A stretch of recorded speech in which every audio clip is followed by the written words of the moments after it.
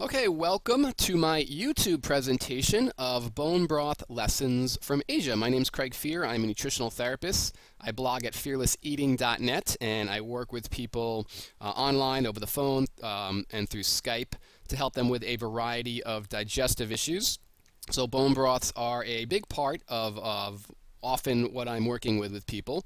They're very trendy right now. We're all rediscovering that bone broths are an essential part of our grandmothers and our great grandmothers' kitchens, and we're relearning just how helpful they are to a variety of health conditions. They're packed with a variety of nutrients. They have a lot of gut healing benefits. So I did this presentation out at the annual Nutritional Therapy Conference on the West Coast. I just got back and I figured, you know what, let me just re-record it or record it and put a version up on YouTube for more people to see. So thanks for being here and checking it out. Now, just to give you a little background on this talk, I've been to Asia 3 times, and there's a lot I've learned from what they're doing over there, and a lot that I think we can learn in America and Western countries as we're learning to rediscover bone broths, in particular, how to make these things practical and doable on an everyday basis. And so I'm going to talk about some of those things. And just give you a little background on my own experience with Asia. I've been there 3 times. I went to Thailand 15 years ago. And then I went to a trip to India, Myanmar, and a little bit in Nepal about 8 years ago. And that was the first time I really fell in love with bone broth. In particular, I found this fish broth noodle soup in Myanmar called mohinga. It's kind of their national dish, kind of like the pad thai. That's the big famous dish in Thailand, kind of like the pad thai of Thailand. And they have it for breakfast every day. And I just fell in love with it. I just loved it so much. I almost became addicted to it. I mean, I went to bed. I couldn't wait to wake up and have mohinga. And I woke up and I was jonesing for mohinga, like, people jones for, a cup of coffee. I just couldn't wait to have it, devour 2 to 3 bowls because you really couldn't get it after breakfast in many places. So, and I didn't know why I loved it. I just loved it because it tasted good.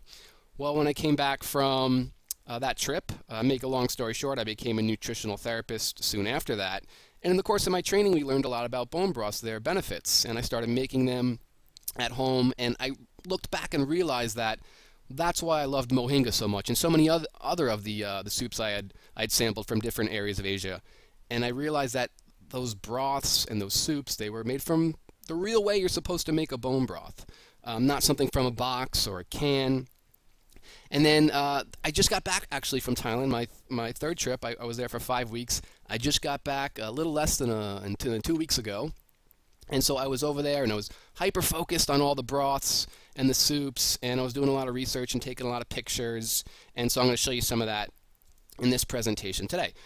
So let's get into it here. And the first thing, I just want to kind of back up a little bit and clear up a little point of confusion a lot. There's a lot of confusion now over the difference between a broth and a stock, and a lot of people, of course, argue about it online as they argue over everything these days. So I call it bone broth. I like the double B. I like the alliteration of it. I like the way it rolls off the tongue. But the differences are so minor. The terms are used interchangeably. Some person from a certain culinary tradition or a certain ethnic background might say broth. The next person might say stock. Generally speaking, if you come from a culinary background, chefs often use the term broth to describe a kind of lightly cooked broth. So maybe I should just back up even before that and just give you a very basic definition of a broth and a stock, kind of an umbrella term. So basically they are animal bones and other animal parts simmered in water for extended periods, often with vegetables, other spices and herbs that infuse that water with flavor and nutrients, and give us a base for soups, stews, various sauces, gravies, and so forth. So that's kind of an umbrella term for both. Now, chefs often use the term broth to describe a lightly kind of short-cooked broth, maybe an hour or 2. That's often used for soups. And use the term stock to describe something that's simmered a lot longer, maybe up to 24, 48 hours. And they're looking to extract a lot more nutrients out of it, in particular the gelatin, to give that stock a kind of gelatinous quality, and they'll use that not only for soups but for some of their from some of their like reduction sauces and some of their gravies and so forth.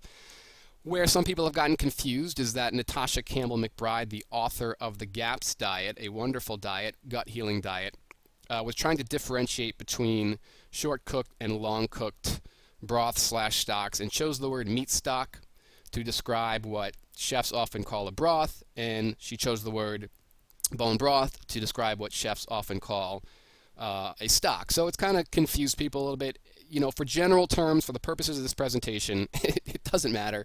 Call it whatever you want. I'm going to use the word bone broth, okay? So I just want to get that out of the way real quick because there are people who are constantly asking me that question.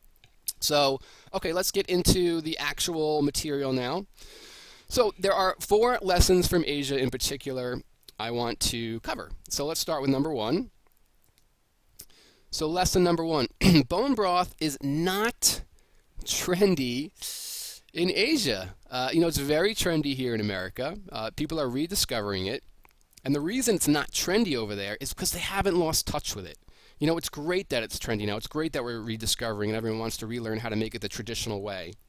But they haven't lost touch with that in Asia. And it's just so obvious you can't miss it if you were to travel over there, specifically if you were to go to many Asian markets. And so, of course, like I mentioned before, I was just in Thailand, and I want to show you some pictures of the markets I went to. Now, when I went to Thailand this time, I flew into Bangkok and I stayed in Chinatown. I did that on purpose because I wanted to get a sample of not just Thai cuisine, but of a variety of different Asian cuisines. So there was a nice mix of, Chinese cuisine, of course, Malay, Indian, and of course Thai cuisine as well. So just to show you why it's not trendy, I mean, here's the first picture. I mean, you see this everywhere, in Asian markets. There's this, big cauldrons of broth, stock, whatever you want to call it, simmering away like right on the street, and they're using this in a lot of course, their soup recipes. This is a picture from the island of Koh Lanta in Thailand, where I spent a lot of time, and they had a nice market that rotated around the island every day of the week. And so this woman was there every time I went to the market. And you can see she's simmering this big pot of pork broth, and she would simmer different cuts of the pork, which was on that grate on the right side on top of the broth. And what she's doing is she would take the broth, chop, I don't know if you can see in the back, I'll take my pointer here, see the veggies here, and she has some herbs and spices, and she'd cut them up, put them, she's using unfortunately they use a lot of plastic bags in Asia, that's how they get things to and from the markets. So she'd cut those up, put them in the plastic bag, and then she'd cut up parts of the pork and funnel the broth right over that stuff and create like an instant but very healthy soup. So this is a common scene you'll see in some Asian markets. This is a picture from the island of Koh Lipe, which is in the southern part of Thailand on the Andaman Sea coast, close to Koh Lanta. This little cafe, it was a beef and pork noodle soup shop, and that's it. That's all they served. And one of those sides, I think this was the beef broth. This is the pork broth. This is where she made she simmered the noodles, the rice noodles. And so if you ordered a beef noodle soup, she'd chop up parts of the beef. She'd throw it right in the broth with the veggies, whatever veggies she was using. And then she'd use a similar contraption to this, except it was like a colander attached to the end of it, and she'd fish out the meat and the veggies, put it in the bowl, scoop the broth over it, and this broth was going all day long. So again, you'll see things like that around Asia. And this was a pork broth with different parts of the pork simmering right on the street. This was somewhere in Bangkok, in Chinatown. And you'll walk by, cafes where you see tons of just, broth-based traditional dishes right there, right on the street, right in the cafes. A lot of time they're making these things right in the cafes. Oftentimes there's not that barrier between the seating area and the kitchen, so you can actually sit there and watch what they're doing. It can be really interesting to watch how they make these dishes. Another kind of scene from Chinatown right on the street. So you see these all over Asian markets, Asian cafes right on the street. So the broth is right there. You can't miss it. And of course, in these Asian markets are the parts of the animals that they're using for these broths. So here's Chinatown. You see, whole ducks all over. Now, just a little word here. Some of these images might not be for the squeamish. I'm going to show you like different, cuts and parts of animals that are in the Asian markets.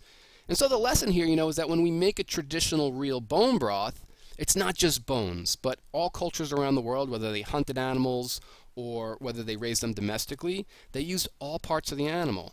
So for the broth, they would use not just bones, but heads, necks, tails, backs, feet. And in Asia, when you go to these markets, they're all those cuts are laid out. As opposed to America, we don't see those parts anymore, and it's often just like lean cuts of meat or fillets of fish. We don't see these parts, so it can be a little shocking when you go through the markets to see these parts, but they're an integral part of many dishes, and of course the bone broth as well. So everywhere you go, you see duck. Here's all the parts of the pork, different cuts of meat, the pork feet laid up there. Another vendor here, this is somewhere in Bangkok, with pork parts. Right here in the front is the organ meats, and they're often used in broths and other dishes, so you see them as well. And you have pork intestine and liver and stomach, and it's right there in front of you. Anyway, you see chicken. Everywhere there's chicken parts, you're going to see different cuts of the chicken. You'll see whole chickens. You'll see different parts of the chicken laid out here. The numbers here is that's the monetary value, the Thai baht, BAHT. So like 59 baht, that's about probably about $1.50 US.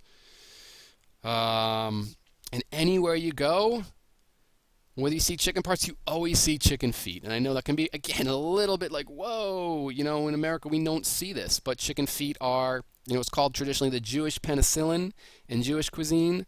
All cultures use the chicken feet. They're very gelatinous, so when we cook them in a broth, they impart valuable nutrients. They give gelatin, which has a lot of valuable amino acids, which help our gut. So I got a kick out of this. This was, I think, somewhere in Chinatown, chicken foot soup. So I did see a few versions of this around Thailand. You don't see that on too many American menus, right? And this was the most epic display of chicken parts I have ever seen in my life. I went to this fascinating market in Bangkok called the Klong Tui Market, KLONG TOEY or something like that. And it was this vast, huge market that supplies Bangkok with approximately half of all of its food. And Bangkok is a huge, sprawling city. I don't know the population, but at least 10 million, maybe more. And so this was just one row here, the one long table with just chicken parts. I've never seen anything like this. And then, you go down the next aisle and it was pork parts, and then the next aisle and it was seafood, and the next aisle was more chicken parts, and of course, fresh fruits and vegetables. And so the lesson here is that they're not afraid of these parts, and all of these parts go into making many dishes, but especially the bone broths. Okay, so let's move on to lesson number 2, and that is that a variety of broths are always used, including fish broth. So fish broth will cure anything, a South American proverb. And I especially threw this into my presentation for a nutritional therapist because, we're working with clients with a lot of digestive health issues, with the GAPS diet, a lot of us, and, broths are an essential part of digestive healing protocols. And most people, even, nutritional therapists, it's the one broth, most people in America haven't tried or haven't made. And it's a huge part of Asian cuisine, especially using the whole fish and using fish heads. And now I want to encourage you, and I'll talk to you a little bit about why you should make a fish broth. There's some specific reasons why it's really valuable, and I know some of you are turning your nose up and like, oh, fish, it's so fishy. How you can make a fish broth that is not fishy and actually tastes really good. So health benefits of fish broth, the nutritional profile is going to be a little bit different than, land animals. So most people get back into broth in America. They're rediscovering, relearning. They start with chicken broth, and that's totally fine. Very easy to get all the parts. All you need is the whole chicken. But a lot of people just kind of stick with chicken broth, and they don't really kind of branch out a little bit. But fish broth is a great one because it has a different nutritional profile. And it's actually, well, I'm getting ahead of myself. There's 2 awesome reasons why you should make it that's a little bit different than other, chicken, beef, pork. So health benefits, it's a good source of iodine, supports thyroid health. So in particular, when we make a fish broth, we want to try to get fish heads. You can make just a fish head broth. And the thyroid gland of the fish is located in the head. And when you simmer that, it will dissolve into the water. So it's good for thyroid issues. So is iodine as well. Helps support thyroid health. So many people with thyroid issues today. Of course, we all know fish is a good source of omega-3 fatty acids, fat-soluble vitamins. And when we use those heads are gelatin rich. And gelatin helps a lot of, it's very good for gut healing. It's very gentle on the gut. It has a lot of roles in reducing inflammation in the gut. Wonderful for a variety of digestive issues. So I just want to return to the markets of Thailand real quick, and I took just a few pictures just to show you how integral fish and seafood is to the diet of Thai people. And everywhere in Asia, anytime I went to markets, if there was chicken or pork or beef, seafood was part of it too, whether it was fish or shellfish, shrimp, squid. I never went to a market where fish wasn't a part of it, and that even includes inland areas where they would use the fish from the streams, rivers, the inland lakes, and so forth. So I'll just kind of skim through these, and of course what you're seeing here is whole fish, right? Always whole fish. I rarely saw fish fillets. They would fillet them up for you if you wanted, but you get the whole fish. Here's a fishmonger. Someone's ordering. He's kind of filleting it up right there. But they're gonna take the whole fish, and of course it's fresh. The fish is right off the boats. It's not frozen. Shipping long distances. And of course they're often using fish heads, and fish heads are often on display. Often, right there on the market, people will buy the fish heads, and they make a great broth. So 2 awesome reasons to make fish broth that you might not have thought of before. Number 1, it's the most affordable broth to make by far. So, broth is trendy now in America, and a lot more places are starting to offer bones. I live in a very a great area here in western Massachusetts, a lot of local agriculture. People are starting to demand bones, and they're in a lot of our local health food stores now, which is great. You can get a nice spectrum where I live. I know that's not everywhere, but the prices I've noticed are really going up in recent years because the demand is going up. A few years ago, some beef marrow bones or beef knuckle bones, these wonderful gelatin-rich big bones that are great for making a beef broth, were a few bucks. Not anymore. They are, $6, $7, $8, per pop now. So fish broth, still very few people make it. And if you contact your local fishmonger or local fish market and tell them, I'd like some bones, some fish carcasses, they'll be happy to give you some at probably a very reasonable price because they're just throwing this stuff away. It is such a waste. So think about that. Think about contacting your local fishmonger and asking them for some extra, for some whatever they got. Just say, I'll take whatever you got, and they might say, okay, come back tomorrow, come back 2 days, I'll save some for you. They might have some right there for you. But that's a great way to save money. We're all looking to save money on real food, good quality food these days. A fish broth is a great way to do it. And the second reason is that you don't need a long simmer time. So when I first learned to make fish broth, when I first got into broths and stocks, my first introduction was really through Sally Fallon's Nourishing Traditions cookbook, a wonderful cookbook, total game changer of a cookbook for me. But I will say the one area where I think she made a mistake, where she made a mistake really, was the fish stock recipe. She said to simmer the fish stock recipe for 4 to 24 hours. Now, I did that. And let me tell you, if you want a completely disgusting, gross-tasting, overly fishy, bitter fish broth, do that. Simmer it for 4 to 24 hours. I'm telling you, it's terrible. And so, as I started to research more and poke around the internet, see what other people were doing, I have never found another source anywhere, especially from chefs that say go longer than an hour or 2 tops. So you really don't ever want to go longer than an hour when you make a fish broth. And the reason is, those fish are made of delicate polyunsaturated fatty acids, which are susceptible to heat. And the longer you cook it, they will kind of go rancid, turn bitter, and it'll become overly fishy. So you don't need a long simmer time. Just like an hour is really all you need. And you get a wonderful, flavorful, not overly fish broth when you do that. So chicken broth, beef broth, oftentimes we want to simmer them for long periods. Maybe you can go as long as 24 hours on a chicken broth, maybe 48 to 72 even on a beef broth, because they're much thicker, denser bones. With fish, much more delicate bones, much more delicate fats. We don't want to do that. An hour tops. So here's how to make a fish broth that doesn't taste fishy. I know it's a big complaint. Well, fish is going to taste fishy. There's a very simple way to do this. And I actually, let me see if I can find it. I have kind of a clunky video on YouTube, and I'm just going to highlight a few parts of it. I don't even know if I have to show this, but I'll just kind of fast forward to a few parts. You can just find it. It's if you just type in my name, Fearless, my blog name, Fearless Eating, and type in fish stock, it'll come right up.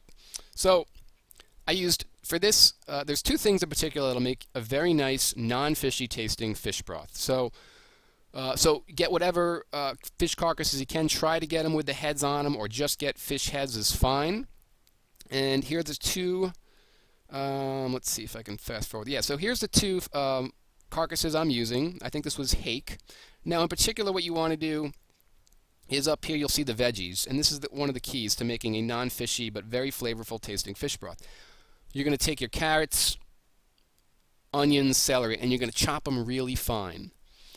And that's because we're going to simmer them first in some butter. And I'm just going to play this here. We're going to simmer those first, and what that's going to do is going to withdraw the flavors from the veggies more efficiently, because we're only having an hour simmer time in that water. All right, so just like 5-10 minutes. And then what you're going to do is you're going to add the fish carcasses right on top. Don't add the water yet. And this is the second key thing that's a little bit different. Some people will add the water, with everything, and that's fine. But in this case, I think you're going to get a better tasting fish broth overall. So, and what you're going to do, that's called sweating. And you're just going to simmer that for about 5 minutes, and that's going to withdraw the juices from the fish, especially those fish heads. 5 minutes, that's it.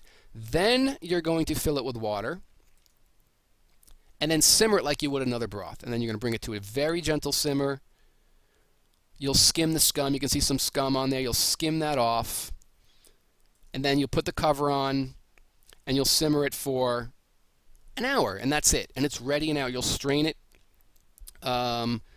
You'll strain it out, and then you have your fish broth. A wonderful, wonderful, delicate, light-tasting fish broth. Okay, let me go back to the presentation here. So I also have a blog online you can find, Fearless Eating. If you type in fish stock or fish broth, you can get a recipe for it.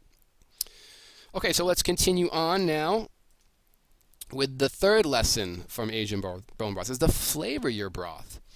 So a lot of people will make bone broth for the first time, and they'll complain that, it doesn't taste very good, it's kind of plain. That's not uncommon. But in Asia, in many countries, in many Asian cultures, they will infuse the broth with various spices and maybe herbs, roots in the beginning of the process to give a very fragrant, wonderful tasting broth, right from the beginning, where they don't have to add a lot after the fact. So there's nothing wrong, though, if you make a broth that doesn't taste great, like right off the stovetop, whether it's just like something you're serving for an hour or 24 hours.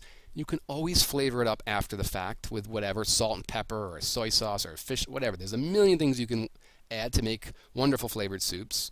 But you can do this from the beginning.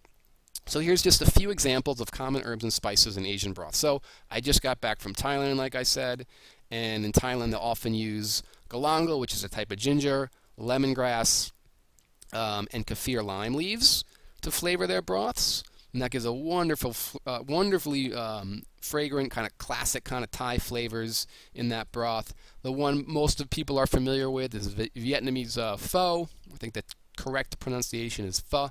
But this anise, clove, cardamom, fennel, coriander, some of those I think are toasted right from the beginning and gives that kind of classic pho flavor to the very popular Vietnamese beef noodle soup. Here's just an example if you want to try something simple. Just do this. It doesn't matter what broth you use, chicken, beef, fish, whatever you choose. 1 cinnamon stick and maybe 3 to 4 pieces of whole star anise. Put that in from the beginning. That is fantastic. It's just wonderful, wonderful. And then, various different cultures use various combos of, some of these things here for some of their traditional dishes. So that's really the only slide I have for this, but that's something that's very common in many cultures around Asia. And the last lesson here, number 4,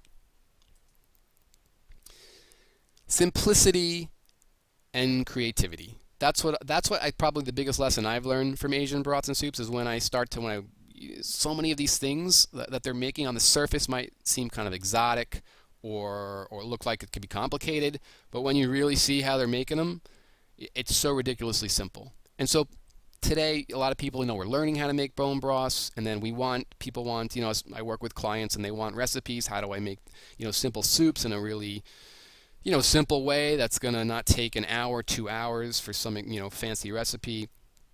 All throughout Asia, I think Asia gives us some good examples. And I have 3 kind of categories to kind of just talk you through as an example of how simple this can be. So the first one is broth for breakfast, and especially broth and eggs for breakfast for a little bit of an extra, some protein. So all throughout Asia, they use broth as a very common breakfast staple. When I was in Myanmar, that mohinga was a breakfast soup, but almost every country in Asia, various soups and broth-based dishes are as common as our other dishes. Not so much in Western cultures, but if you're working on like a digestive healing diet, maybe the GAPS diet or low FODMAPs or SCD, or there's so many of them now. Broths are an essential part of that, and a lot of people are looking for simple recipes, especially for breakfast, and this is a great example. So I pulled a few of these recipes, just examples from my book, which I'll tell you about in a minute. I wrote a book on simple broths and soups, and just to give you a few examples of how simple this is, 5 examples. And these things all come together in like 5 minutes. Of course, you got to make the broth first, but once you have it, you simmer the broth, right? You poach an egg or 2 in there, a few minutes.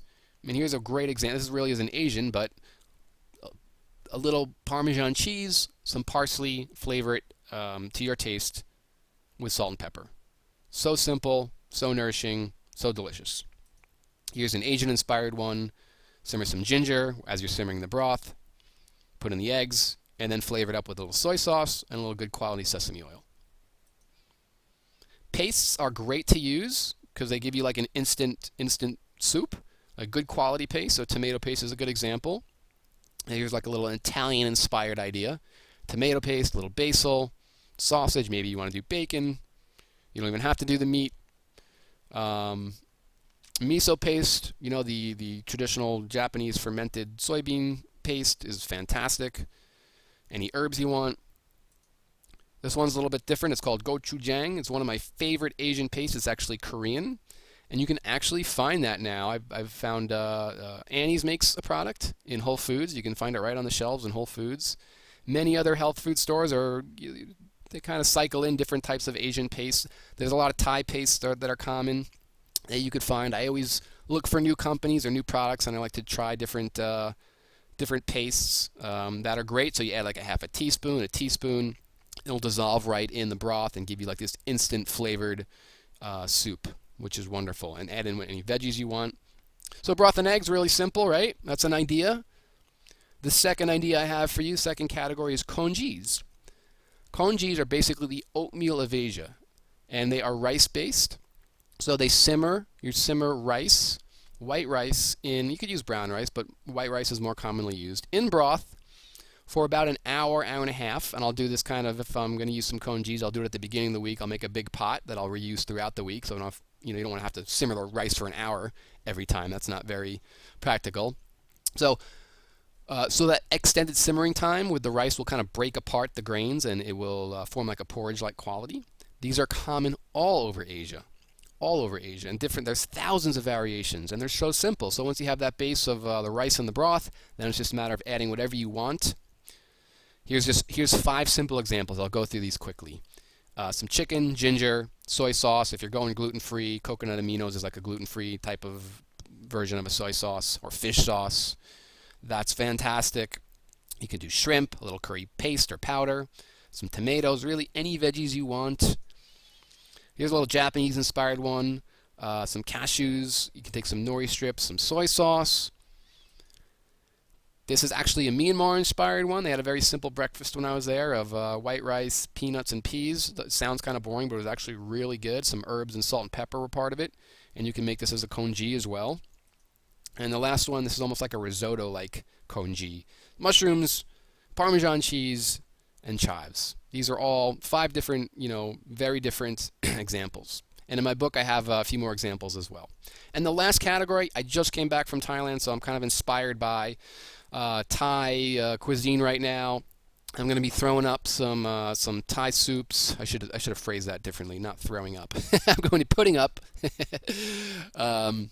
some Thai recipes, soup and broth recipes on my website, fearlesseating.net, in the coming weeks and months, so you can check in there. And so the Thai soups and coconut curries are so simple, and that was actually something I learned for the first time. I was not aware actually how simple these things were. 5-10 minutes, you can make a really traditional Thai soup, coconut curry in your own kitchen. It's not complicated. So there's a picture from the markets, the curry paste that people are using. You can get pre-prepared curry paste now in a lot of health food stores. There's a few different companies. The common curry paste you'll find are red curry right here, green curry. Those are the 2 most common. You'll also sometimes find yellow curry, and there's one called Massaman curry, Massaman, Massaman, which is a very sweet actually curry. And so here's just a few. I was taking pictures everywhere I went. Here's just a few examples of different Thai soups. This is a common breakfast soup you'll find all over Thailand. Just any broth you want. And in Thailand, obviously, there's a lot of curry, a lot of spice, but not everything is spicy. I know some people in the West often are, they can't tolerate spice or chilies, and that's fine. You can always adjust all of these things to the spice level you want, which could include no spice at all. So a lot of breakfast soups, simple breakfast soups, don't have any spice in them. They're very plain, very simple, but also very delicious. This is a very simple, soup where you take just any broth. You can throw in some rice, some pre-cooked rice, some rice noodles is common, any veggies you want, any protein, and basically, well, here's the formula. Bring bone broth to a simmer. You can add some pre-cooked rice or rice noodles. Any veggies, simmer a few minutes, and then add a protein, eggs, shrimp, chicken. Season to taste. You could use, Thai things like fish sauce, a little lime, a little chili flakes, or even chili paste, or none of that stuff. You can make it really, flavor it however you want. Here's a red coconut curry, which I had frequently, and a green coconut curry. Those are the 2 most common ones. And these are actually really simple to make. I was really surprised how simple they are. I'm going to put some recipes up on my blog in the coming weeks soon. So here's the basic formula just to show you how easy it is. How to make Thai coconut curries in 3 simple steps. So a lot of actually coconut curries don't have broth, but you can make it more of a soup-like, by adding broth, or they'll add like a little bit of broth. So they're actually a little bit more creamy and coconut milk based. But it's totally up to you. You can kind of get it to whatever consistency you want. You can add as much or a little broth as you want. But coconut milk broth, curry paste, like maybe half a teaspoon, maybe a teaspoon. If you want a little spicier, you can add a little bit more. And actually, a lot of these coconut curries traditionally use palm sugar or coconut sugar. They give it a little bit of a sweetness. Maybe half a teaspoon. Mix it all together, simmer for just like a minute or 2. And then you add any veggies you want, simmer it a few minutes. Add any protein you want, shrimp, chicken. You don't even have to add protein. You can just do all vegetables and simmer a few minutes until cooked through. 10 minutes tops. I took a cooking class, and I stayed at a place in Thailand. A wonderful family. I said, I want to see what you're doing in the kitchen. They brought me into the kitchen, and they gave me some lessons, and I saw what they were doing. Everything was so simple. Everything. And I'm going to show you just 2 more examples, and I'll wrap it up here. This is Tom Yum, which is one of the more classic, common Thai soups. Often uses shrimp, tom yum goong, Goong if it's using shrimp, but a very fragrant, flavorful broth. And this is Tom Kha, often with chicken. Tom Kha Gai, Gai is chicken. But they're both made almost exactly the identical way. Very, very simple. Tom Yum was probably my favorite. It was a little bit more broth based. Obviously, this is more coconut milk based, but the kind of the formula is the same, and it's so simple. So here's how to make Tom Yum and Tom Kha in 3 simple steps. And I would encourage you to try this one because the herbs and the spices they're using are so classic Thai that they work so well, and you don't need a long simmer time. So here's for Tom Yum. You bring like a fish broth, a shrimp broth, or even like a chicken broth. Bring it to a simmer for Tom Yum.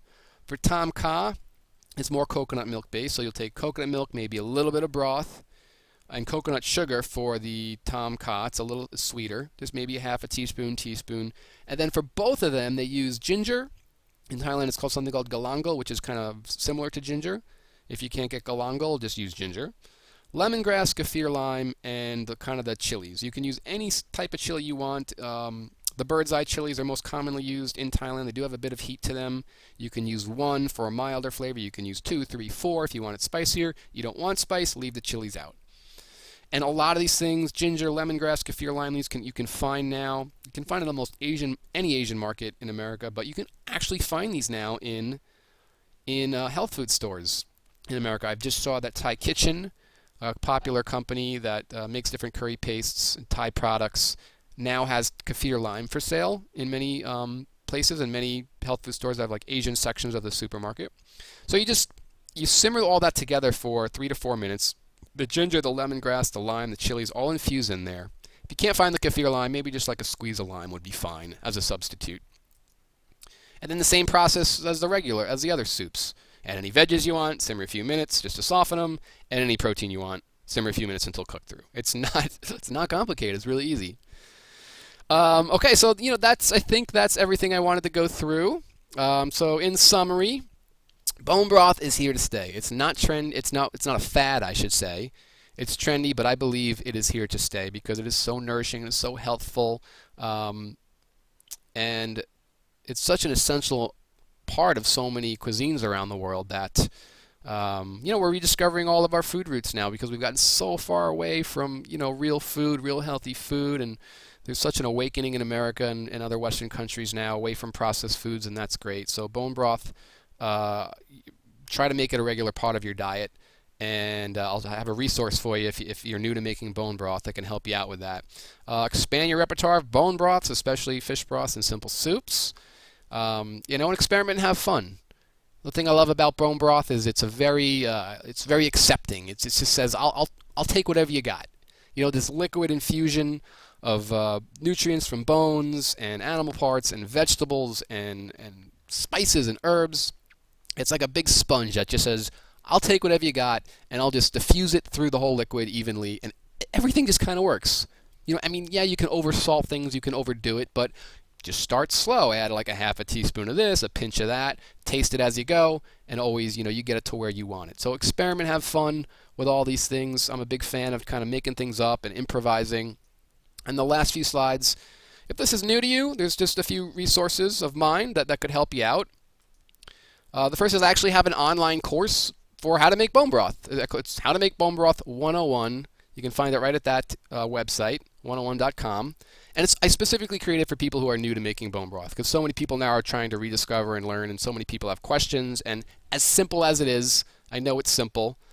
Some people are just more visual learners, and you give them a handout or even a book or anything, and some people just learn easier through just seeing it. So it's a very simple course. I recorded 5 videos of the 5 most basic bone broths you can make in your own kitchen: chicken, beef, pork, fish, and a mixed bone broth. I walk you through the process from beginning to end, give you little tips and tricks for storing it and equipment you need. Again, very simple, very affordable, cheap course. You can find it right over there. And if that's helpful, great. And then the last resource is my book. I wrote this book a little while ago, last year. It's on Amazon. Fearless Broths and Soups. It's not all Asian recipes. There's 5 chapters on different soup recipes. One of them is all Asian soups. I have a chapter on fish broths, different kind of things like bouillabaisse and chia pino and different other Asian-inspired soups you can make. And everything in the book is geared towards people who are new to this, who want really simple, basic recipes. All the recipes are 3 steps and designed to help you get breakfast, lunch, dinner on the table as quickly as possible. So that's my presentation. I hope you enjoyed it. I hope that gave you some ideas, some inspiration to maybe start trying a fish broth or trying different recipes. Asia has a lot to offer.